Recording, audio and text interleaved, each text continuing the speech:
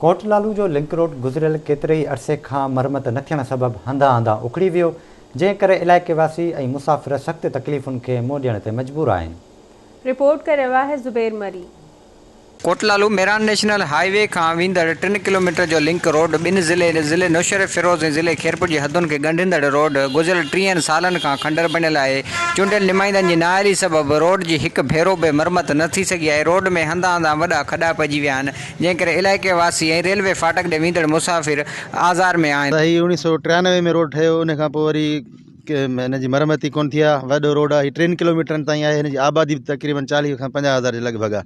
उन खां पोइ जॾहिं रोड टुटो आहे, तक़रीबन 30 साल 25 थी विया आहिनि। चूंडियल नुमाइंदनि या कंहिं बि हिन जी को वाली वारस कोन्हे। बराए महिरबानी हेॾी वॾी आबादी जे हुअण करे ऐं हीअ रोड 24 कलाक हलंदड़ आहे, हिन खे बराए महिरबानी करे हिन खे ठाहियो वञे। 10-12 साल थी विया आहिनि रस्ते जो को वाली वारस ई कोन्हे को। साईं हीअ चूंडियल नुमाइंदनि इहो ई मुतालबो आहे त जल्द सां जल्द हीअ रोड ठाराए महिरबानी कई। दरियाखन मरी खां कोटलालू ताईं गॾियल रोड इहा आहे। हीअ रोड ते तक़रीबन 10-15 साल खां वठी हीअ रोड जी मरम्मत ई कोन थी आहे। 1993 खां वठी हिन जी लॻभॻि ॻोठ 50 खां 60 आहिनि, जेको हिते अचण वञण खां तमामु घणी तकलीफ़ आहे ऐं हितां जी आवाम तमामु परेशान आहे ऐं असां बि परेशान आहियूं। हितां जे रहवासियुनि जा वीचार ॿुधाए हिननि मुतालबो कयो आहे हितां जे चूंडियल नुमाइंदनि खां त महिरबानी करे असांजी सार संभाल लधी वञे ऐं हीअ 30 सालनि खां खंडर बणियल जेको रोड आहे उहो असांखे जल्द खां जल्द तामीर कराए ॾिनो वञे।